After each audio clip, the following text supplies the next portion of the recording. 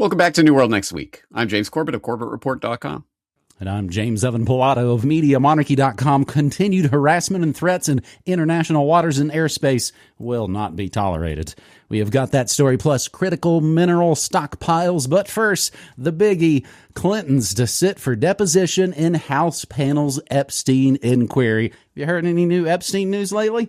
Former President Bill Clinton and former Secretary of State Hillary Clinton will sit for depositions later this month in the House Oversight Committee's inquiry into late sex offender Jeffrey Epstein, according to House Oversight Chairman James Comer. Hillary is scheduled to testify February 26th. Big, beautiful Bill will sit the following day, February 27th. The Clintons completely caved and will appear for transcribed, filmed depositions this month. We look forward to questioning the Clintons as part of our investigation into the horrific crimes of Epstein and Maxwell to deliver transparency and accountability for the American people and for survivors, Comer, a Republican, wrote in a statement. Clinton spokesperson Nick Merrill called for the Clintons to testify in a public hearing instead of appearing for a deposition, writing, "At the 11th hour, James Comer asked for a camera. That's fine. We can have 1,000 cameras. The Clintons will do this publicly." The Clintons' realization that a deposition would be recorded on video should not come as a surprise. The subpoenas issued by Congress explicitly called for depositions, and the House's deposition rules direct the committee chair to, quote, ensure that the testimony is It's so funny to say in 2026, make sure you tape it. Everything is taped everywhere, constantly, all the time. So why wouldn't this? I mean, I know George and Dick didn't have to be on tape when they testified about 9/11 together. To ensure that the testimony is transcribed and may also require testimony to be electronically recorded, including by video recording. A Republican aide said that these depositions will be conducted behind closed doors, not public hearings. That aide added that a location for the depositions is still TBD, to be decided, as the Clintons push for them to take place in New York City, being the noted lifelong New Yorkers that they are. Last month, the House Oversight Committee voted to advance 2 bipartisan resolutions holding the Clintons in contempt of Congress for failing to comply with its subpoenas related to Epstein. For months, the Clintons insisted the subpoenas were without legal merit. Comer had pushed back, saying the Clintons were not above the law and must comply with the subpoena. Besides defying the subpoenas to testify before the House committee, neither Bill nor Hillary have been accused of wrongdoing and both deny having any knowledge of Epstein's crimes. No Epstein survivor or associate has ever made a public allegation of wrongdoing or inappropriate behavior by the former president or his wife in connection with his prior relationship with Epstein. It's just the dozens of women from 30 years ago in Troopergate, I guess. Also, no word on whether the current puppet and his Zionist Doge buddy will be deposed.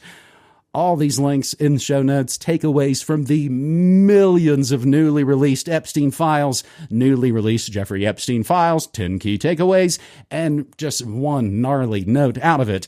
Whoops. We accidentally published all kinds of footage of naked underage females in the Epstein files. Thousands of Epstein documents taken down after victims identified. The government published dozens of nude photos in the Epstein files. So writes the New York Times. It's the government. So, James, if you thought Big Beautiful Bill's sex crimes were grody, how about Dr. Gates with Russian hookers and STDs and what? Yeah. Absolute craziness. So I'm sure people have been following this, but there's a lot of interesting twists and turns and bumps in the road here. Like the fact that, so apparently that Bill Gates story is sourcing from a email that Jeffrey Epstein sent to himself, or it was a draft email that he didn't send, that he was drafting as if he was resigning from the Bill Gates Foundation, which he clearly wasn't. So was he doing this for his friend at the Gates Foundation? Like, what is the story here? There's a lot of things like this, and, you know, the Trump allegations that are in some of these documents that are just allegations from anonymous sources, or weird things like Jeffrey Epstein writing emails to himself, that will probably, a lot of this stuff, at least the attention-grabbing, MSM headline-grabbing sort of stuff, is probably going to be debunked later on. See, guys, there really was nothing here. But there's a lot that is here, and some crazy stuff. So I'll be throwing my hat into the ring. I'm going to be writing about that in my newsletter this weekend. 10 things I learned from the Epstein files, covering all sorts of craziness like designer babies and GMAX on the Shadow 9/11 Commission, and all sorts of weirdness going on. The Rothschilds, a Rothschild casually admitting that the Rothschilds supported Hitler in order to gain more power.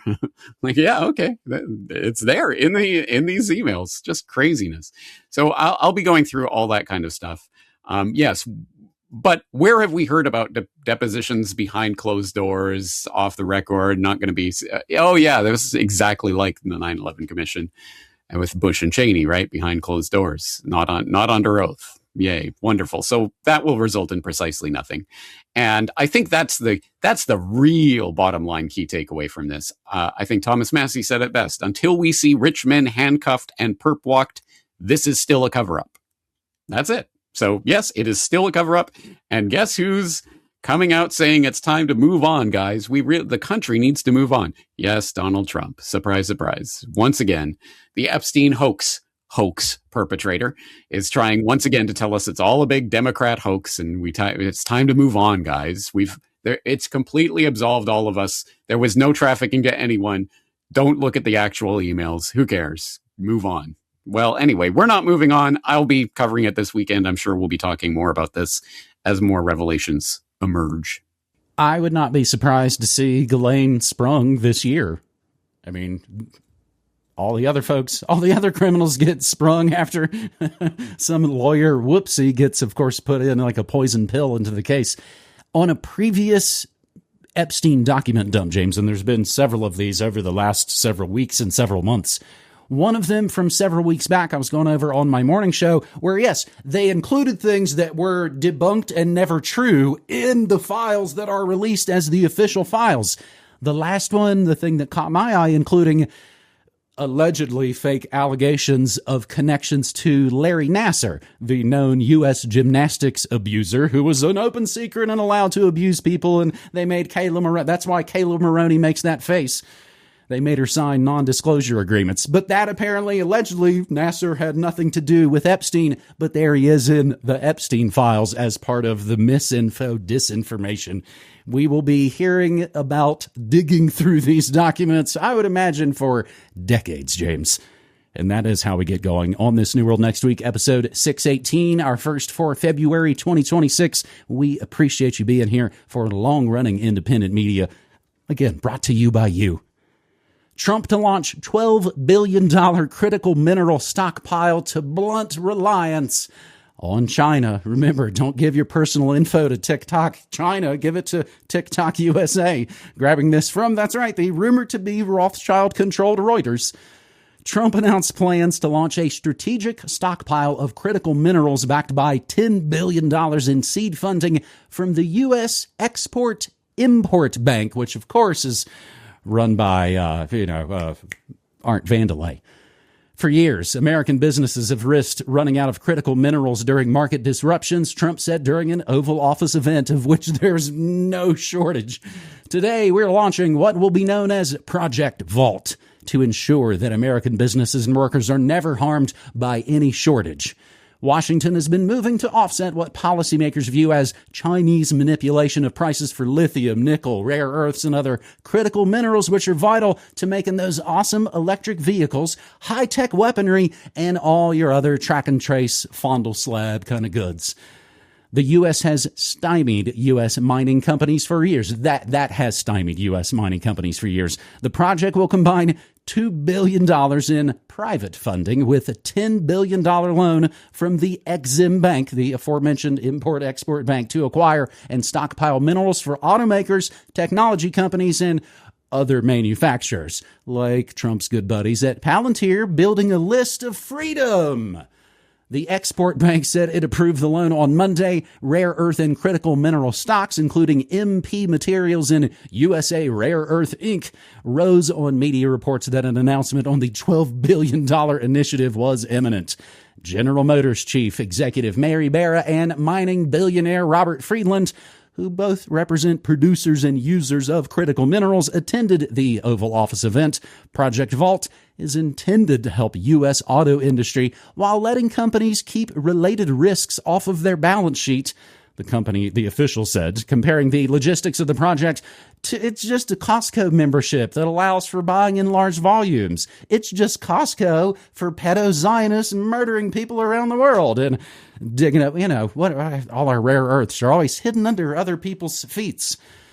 Japan says rare earth found in sediment retrieved on deep sea missions. So they'll go from deep sea diving to, of course, James, mining on asteroids probably sometime after 2030, James.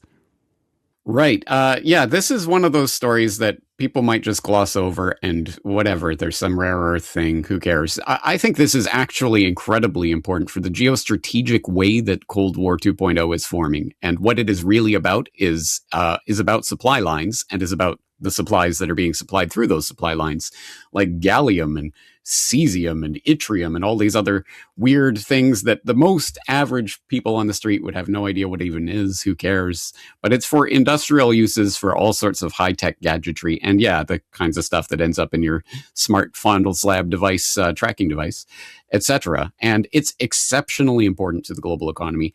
And in order to give the context for this, I will direct people to a very lengthy, very detailed discussion of the various ways China has been weaponizing the periodic table.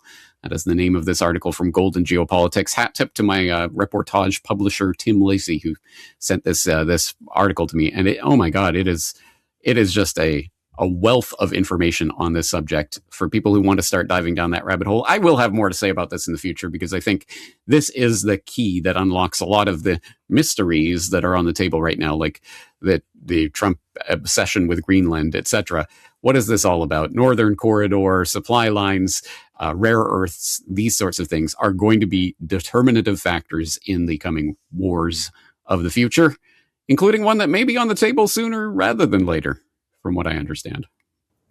James, of course, we talked about the precious AU on the periodic table last week, of course, gold and silver. But we will end with the end. As someone once said, World War III starts in Iran. U.S. shoots down Iranian drone approaching aircraft carrier in Arabian Sea. A U.S. fighter jet shot down an Iranian drone in the Arabian Sea early Tuesday after it aggressively approached an American aircraft carrier. It was about to take down the whole aircraft carrier. USS Abraham Lincoln was transiting the Arabian Sea approximately 500 miles from Iran's southern coast when an Iranian Shahed 139 drone unnecessarily maneuvered towards the ship. The Iranian drone continued to fly towards the ship despite de-escalatory measures taken by U.S. forces operating in international waters, so said spokesman Captain Tim Hawkins of CENTCOM. That's not the first time, of course, the Trump admin has used the word de-escalatory in this last week. That's what they're doing now in Minneapolis. An F-35C fighter jet launched from the carrier shot down the drone in self-defense to protect the vessel and its crew, Hawkins said. No U.S. service members were injured and no precious American equipment was damaged. Later that Tuesday, in the Strait of Hormuz, 2 boats belonging to Iran's Islamic Revolutionary Guard Corps and a Moharrier drone approached a U.S.-flagged, U.S.-crewed commercial vessel and threatened to board it and seize it. Look, they're the captain now. Hawkins said a U.S. guided missile destroyer responded and is currently escorting the merchant ship. CENTCOM forces are operating at the highest levels of professionalism and ensuring the safety of U.S. personnel, ships, and aircraft in the precious Middle East. Continued Iranian harassment and threats in international waters will not be tolerated. Iran's unnecessary aggression near U.S. forces at their back door, regional partners and commercial vessels increases risks of collision, miscalculation, and regional destabilization, any and all of which they will use to gin up some type of war event on a very speculative attack, whether that's, something in the 1960s or something last couple of weeks ago. Iran conditionally agrees to nuclear talks with U.S. That would be the first since Trump's military strikes last summer.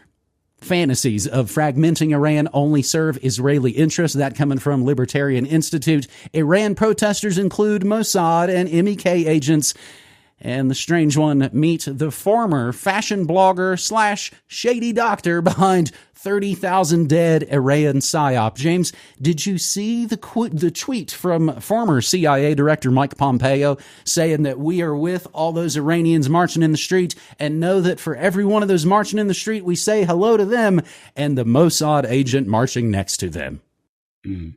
Yes, I did hear about that. And does that surprise anyone? Of course. And it's just saying the quiet part out loud for various reasons. I hope people will check out that last article you're referencing about the former fashion blogger and the 30,000 dead lie.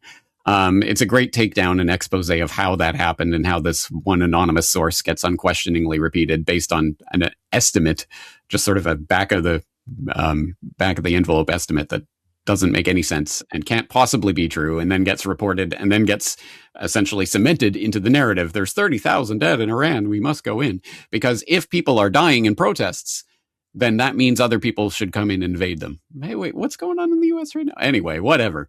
But meanwhile, in reality, you see the exact same people who have been crying about the 30,000 Iranian protesters, honestly, it's 30,000 of them, guys, are the same people who said, oh, that 70,000 dead in Gaza is just a totally made up number by those lying Hamas liars. Oh, wait. Latest update, Israel surrenders to the truth, admits 70,000 killed in Gaza. That's right. The IDF official estimate is now 70,000 confirmed dead in Gaza. So there you go. But apparently that's okay. But the 30,000 that totally happened in Iran. Anyway, on the Iran war story. So of course there has been this big buildup, and there was a lot of expectation around something developing February 1st.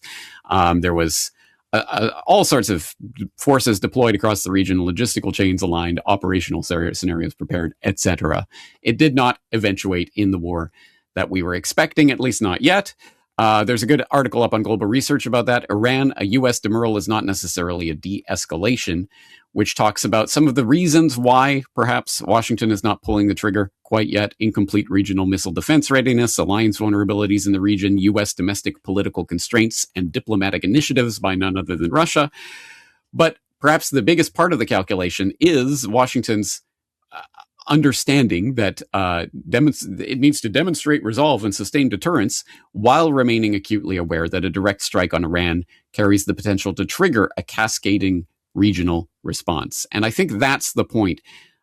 This is what I mean when I'm talking about World War III starts in Iran. It is not that there is one big confrontation that's going to happen in Iran. It's that all of the forces and things that are being deployed in order to wage a major theater war in the Middle East are forces that will not be deployable for Ukraine or Taiwan or anywhere else in the world. And that's the point at which China and Russia and other people on the geopolitical tables start making their calculation. Well, then there's obviously a distraction there. We can make our move over here. And what are you going to do about it?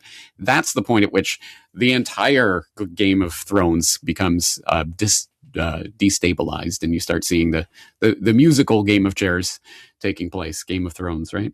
Anyway, of course, this is not to say that the Cold War 2.0 is turning into World War III is not a staged and manipulated event. Of course it is, but as I always point out, it means real people will really die in the real world, even if it is a staged and manipulated event. And that's what I think we'd all like to avoid. So again, I think we have to keep our eye on this, but we also have to realize that the ever-present Iran war rhetoric is designed to, I think, get people's defenses down and basically wear them out in the war of attrition that is going on in the info war. See, guys, nothing to see here. There's a big build-up and then nothing happens. Big build-up and then nothing happens. Big build-up and then nothing happens until there's a big build-up and something happens. And that's what we're hoping will not take place in the near future. I have a 21-year archive of It's Almost War on Iran at MediaMonarchy.com. It's been a part of the entire 9/11 truth world these last nearly 25 years. James, you say Game of Thrones, and I know it sounds kind of silly, but the board game Risk.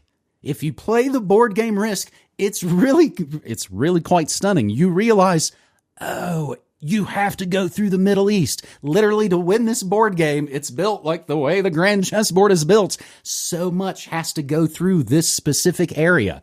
And again, just to sort of gamify it like that, James, really years ago. And of course, I wasn't thinking I'm going to play Risk because it'll inform me on geopolitics in the real world. But it was only as the game was getting down to the nitty gritty, it was like, damn, it is all about the Middle East. Now, a couple other speculative bits.